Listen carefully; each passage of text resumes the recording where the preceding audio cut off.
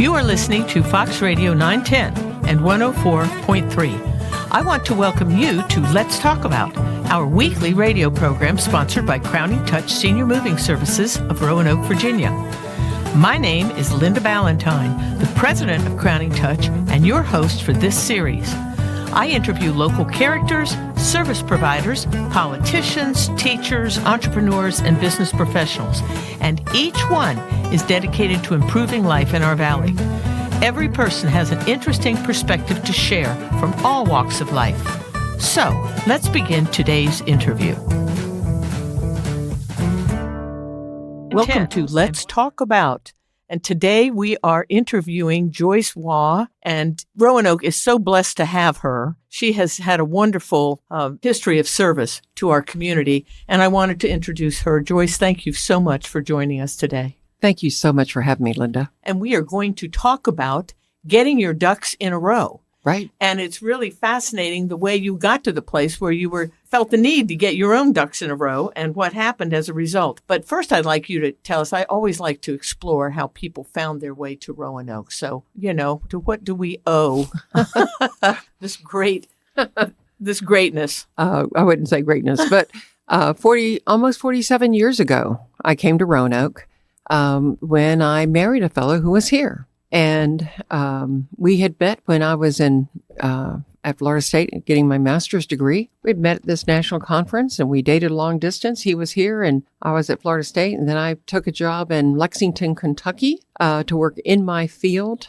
program evaluation, which is mental health field, kind of research oriented. He was a clinician here for many, many years. And then, we married and had a couple children, and he was widowed. And I also have a stepdaughter that I dearly love. And he's been gone now 5.5 years. And it was some things that I had learned really through that process. And consequently, a friend of mine who had started this cool class called Ducks in a Row, and the conversation that led to, she asked, do you want to do Ducks in a Row in Roanoke area? And I said, yes, I'd love that. Yeah. And I was retired a couple of years. So I'm retired a couple of years now. This was a couple of years ago. And so I've been doing this for about a year, along with some other fun stuff. I know it because you were in economic development when you first came here. You were in the Office of Economic Development. I was for Roanoke County for 10 years and worked with a psychiatric hospital as a PR director. Worked in the private sector in organizational development for Berglund many, many years ago.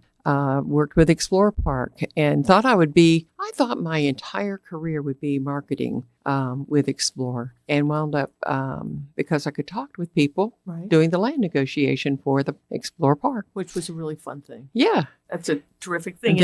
And now, you had that wonderful history as the president, executive director of the Chamber of Commerce. Yes, Roanoke Regional Chamber, yes. Correct. And I still do some things with the chamber. Yes, you do. Fun. You take people away and bring them back safely, right? You do one great big trip a year. This year you're going to South Africa. You're Correct. Leading that foray. Yes. Oh, my gosh. So that's in October. People can contact the chamber or me, either one. It's a good deal. It looks like a good deal. Less than $5,000 to cover all your travel in 10 days and 9 nights. Wow.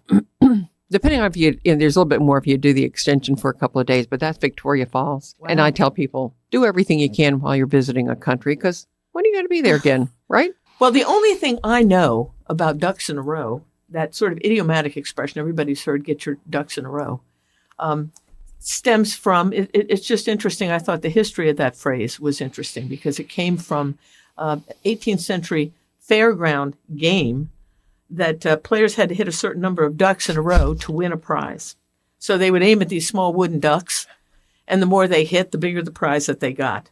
So the idea is just having well-aligned ducks led to a victory. Mm-hmm. And so you can just extend that way of thinking because you need to get your ducks in a row to complete any project. It's almost like a project management style. Right. And, and some people would say, get your act together. Yes, you go. Same kind of thing. And people say, well, why do you want to do a class on end-of-life planning? And It's unlike, not actually, it's very similar to what used to be taboo topics of money. You didn't talk about money and how much you made and all that sort of thing. Right. At least not in my household when I was growing up, Right. or sex. I mean, that was really a taboo topic, and now you can't believe some of the things on TV, and what people will talk about. But this actually makes so much more sense because if you think about it. And as my dad used to say, ain't none of us getting out of this world alive. And so why not plan for it and have that weight off your shoulders, as well as help your family know that they are following exactly what you want done. Right, because part of that we were talking about had to do also with the idea that the fluid mechanics of it all. Sure. That if you do get your ducks in a row, the duck that follows behind the first duck gets the benefit of the first duck. So the idea is if you get your everything in a row, then your family follows suit in behind you, and it's also so much easier for them. So when you started Ducks in a Row, it is all about end-of-life planning, but not just for funerals. There's so much more. Oh, there's so much more associated with all of this. And you have a session. As a matter of fact, we've invited you to come speak at a seminar that Crowning Touch Senior Moving is having on March 8th. And you were good enough to say that you would be there. So we're going to have a luncheon, and you'll be there as one of the presenters. And we hope that you'll share a lot of the outlines and things.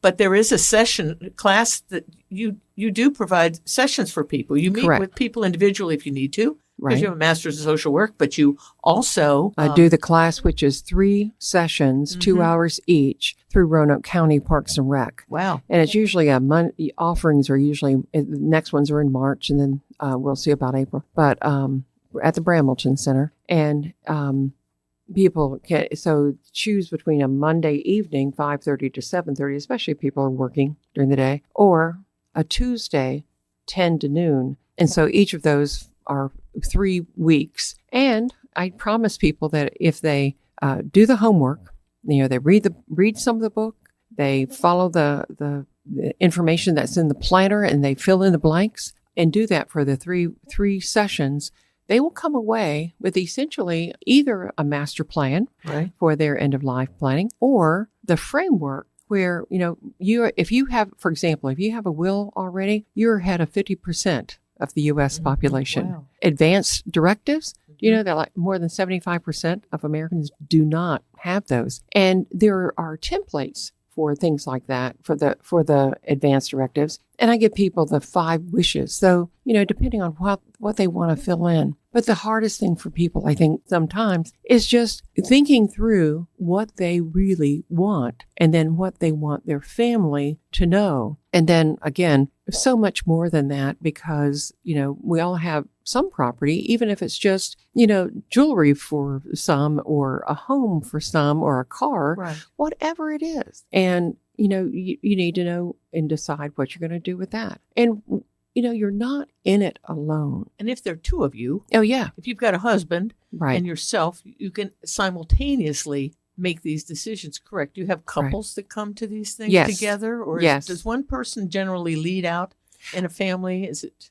Well, it's interesting. You get everything. I've had recently a fair number of widows that are in the class, and they experienced a very hard time sometimes with the situation near the end when their husband died, and they just want to be sure they have everything, all their ducks in a row, so that it's so much easier for their sons and daughters or whomever else that they're working with. But I also have single individuals that really don't have family. And so talking with them about what they want to do, and, everything from, whether they want to be, they decide. Because there are so many options. Whether they want to be cremated, earth burial, whatever. I mean, it's all about them and making it easier for those who are going to be following, what they want done. There are lots of options. Lots of options. Talk about earth burial just a little bit. You were explaining to me, Evergreen even has an open space. Right. They have a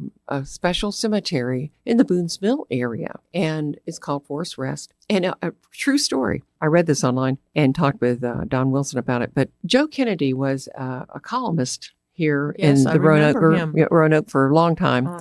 And he was actually planning to be cremated. And he did a story about this earth burial and how, all you do is wrap in a very biodegradable kind of shroud, and you're not buried as far as deep, like 6 feet, more like 3.5. And there are no markers aside from stones that are engraved. Not, like a little larger than a river rock, but Right. That kind of thing. Not a big headstone or Right. something. And so he changed his mind, and I was told that he was the first person to be buried there. Isn't that Yeah. something? And so people like that idea that you're basically going back to the earth. Right. That and whatever people decide, if it's clearly marked down, written down, you've got your plan together, and you've had the conversations with your representative, whether it's a family member, whether it's an attorney, whomever, your best friend, they know what you want. They're going to feel much better about following your wishes. Right. And I would think it would eliminate a lot of tension between children, because some people have certain spiritual beliefs and they, or they want to exercise. You have family members who want to throw their weight around on your behalf. Right. They're thinking it's on your behalf, but it creates, tension, a lot of grief and tension, and animosity and stuff that people then don't even get over. Right. Same thing, with your cherished possessions. If you've got everything spelled out, maybe you take pictures of cool things. I wear certain rings that, like, my husband gave me, and one is my mother's ring that I saw my mother pick out when I was about probably 8 or 10 years old in Orlando. She went to Sears and never had anything, never had much in the way of jewelry. Barely, had to weld her wedding rings together because they were so thin. The gold was so thin. But she picked out this cute little gold ring with little bitty 3 little diamond chips in it. And I remember that. She put it on layaway. My kids know that story. Yeah, right. Whether they ever wear it, whether they want to sell it, it's okay, but it has a nice story and it has meaning. So it's the meaning that it comes with it. It could be a cap that your father wore in the service. It can be fishing lures that your grandfather made that you still have, and you know what it took to make those. Whatever it is. Those are the kinds of things that your cherished possessions. You also have the option, you can list them and say what you want, or, you can give them away while you're still on God's green earth, on the right side of the grass. So there's a lot more to this, and that's, how do you want your life celebrated, or do you? There's just so much to it. So when I do briefings, and I'm happy to do that for, church groups or, groups like Crowning Touches gathering, I usually have an interactive and have questions and different tables, and people have conversations about things, and they learn more about what the class is. And if they want to take the class, great. If they don't, that's okay.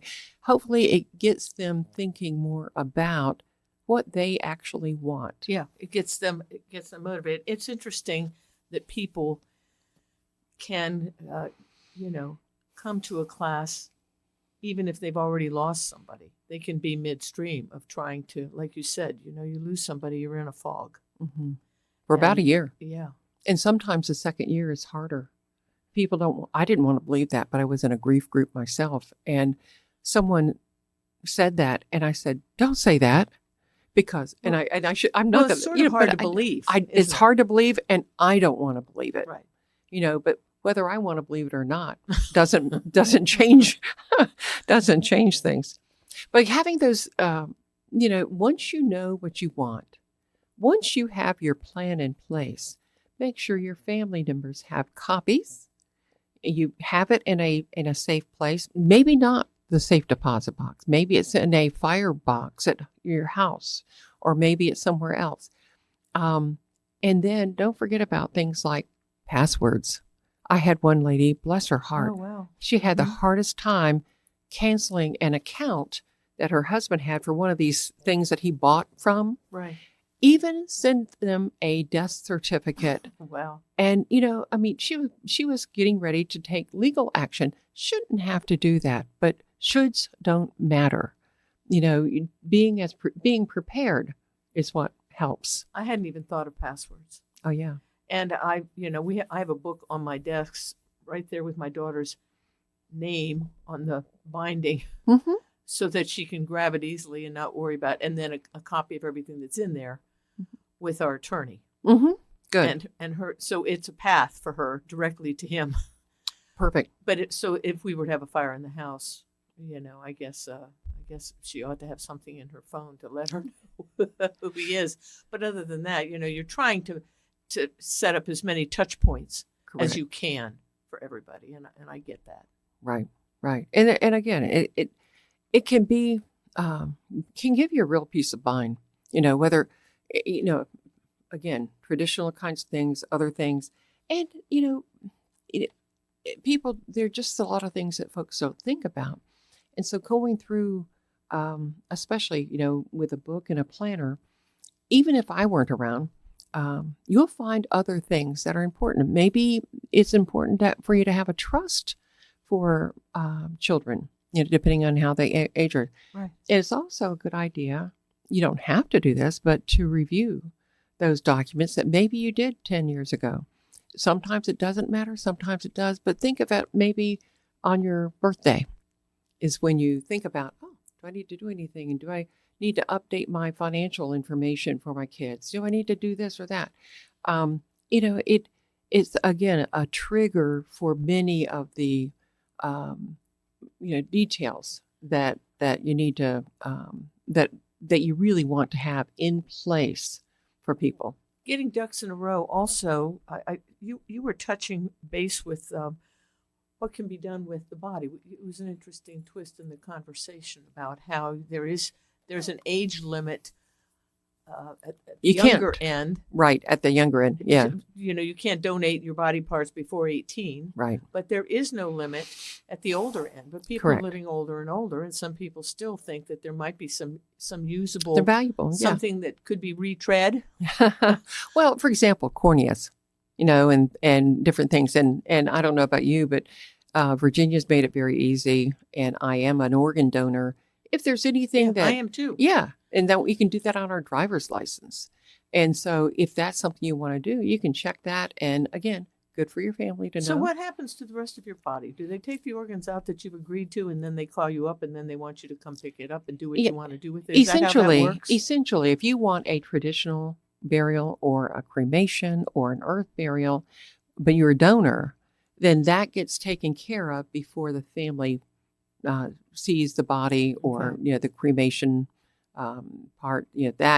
So that's done in that interim. And we're at a point in our lives and history, and COVID really helped this too, that we used to have like funeral services or memorial services like right away, like within a week or so.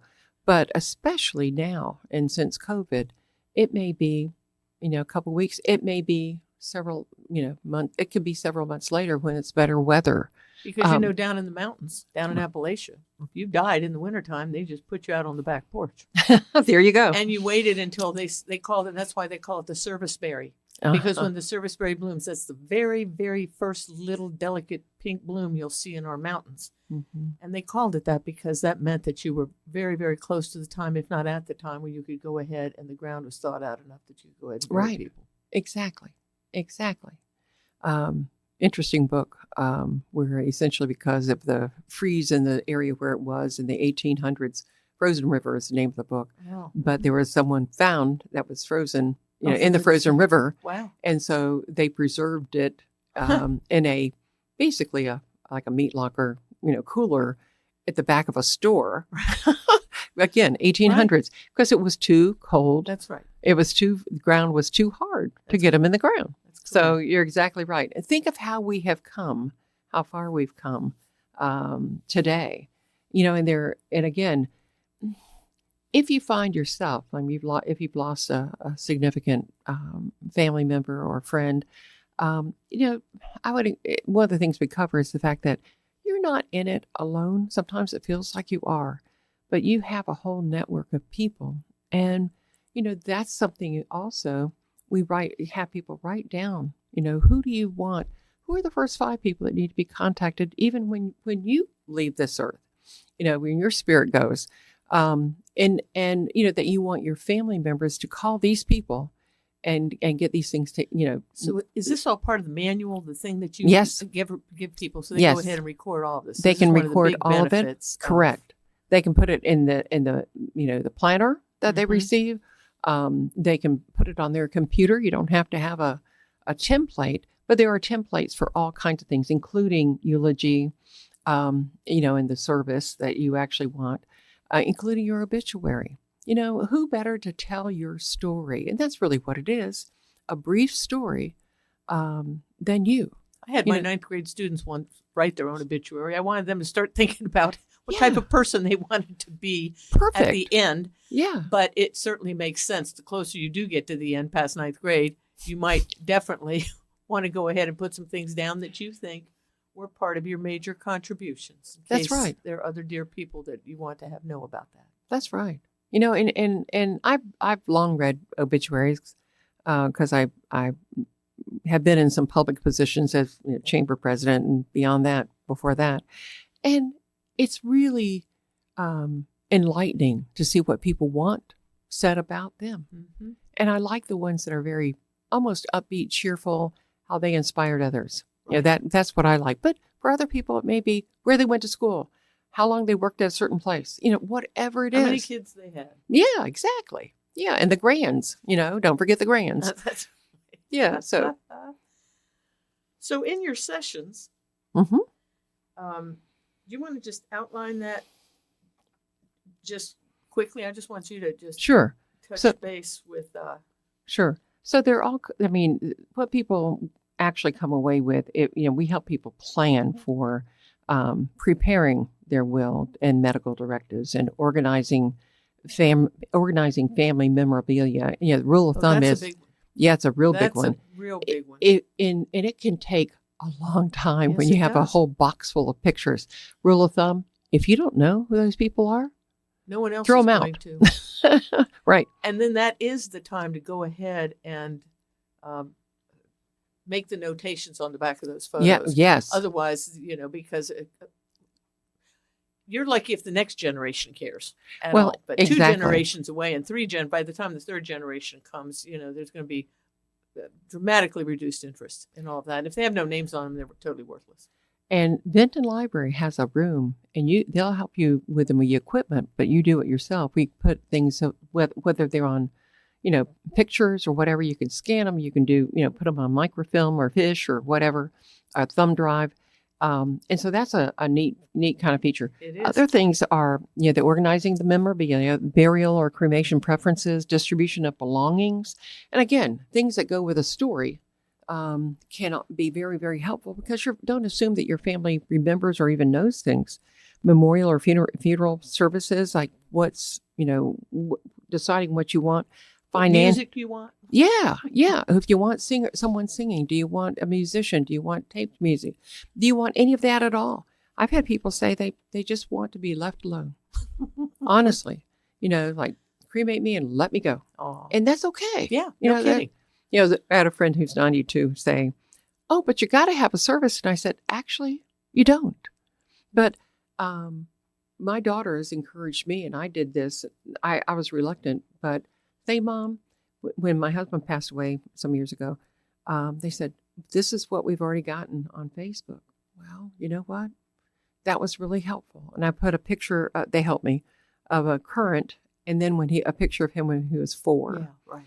And lost That's the a love good of my one. life and all that, but it helped me to not have to run into people and constantly be telling them That's about right. this. And it was, Technology has made it a lot easier to reach out it has to friends and family, and And we it- might as well take advantage of that. might as well take advantage.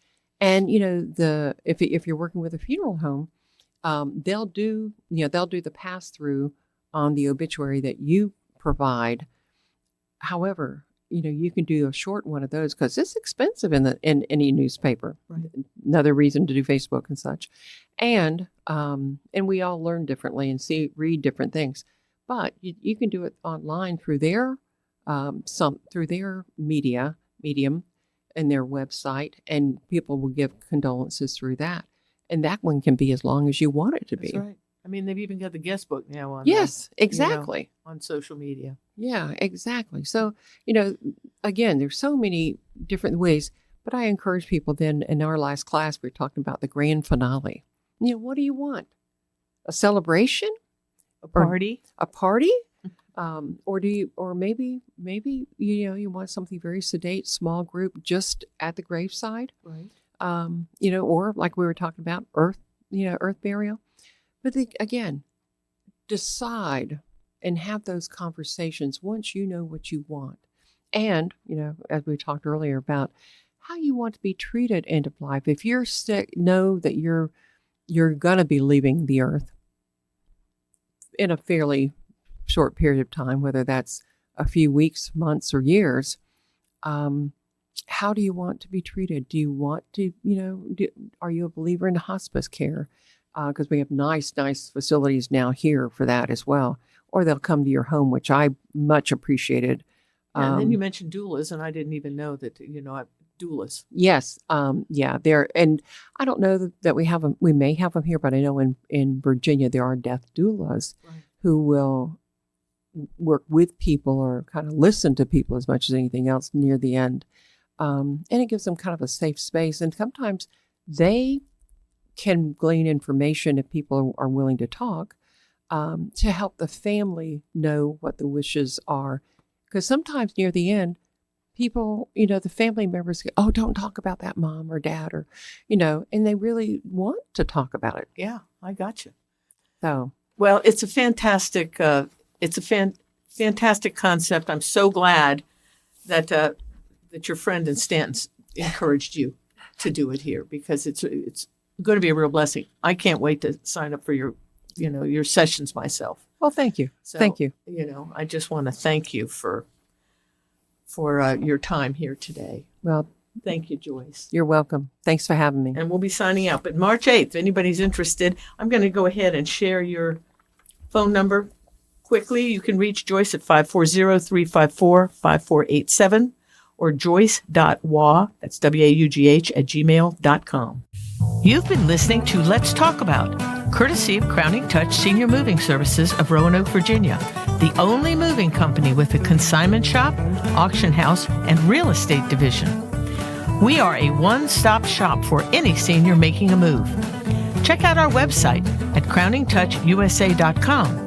Or if you are planning a move, call Anna at 540-982-5800 to arrange a free estimate. And don't forget to check out our monthly browse and bid auctions at 6712 Williamson Road in Roanoke, where you can bid online on over 1,800 items each month. Meanwhile, let's get back together next Friday at noon for more of Let's Talk About on Fox 910 and 104.3.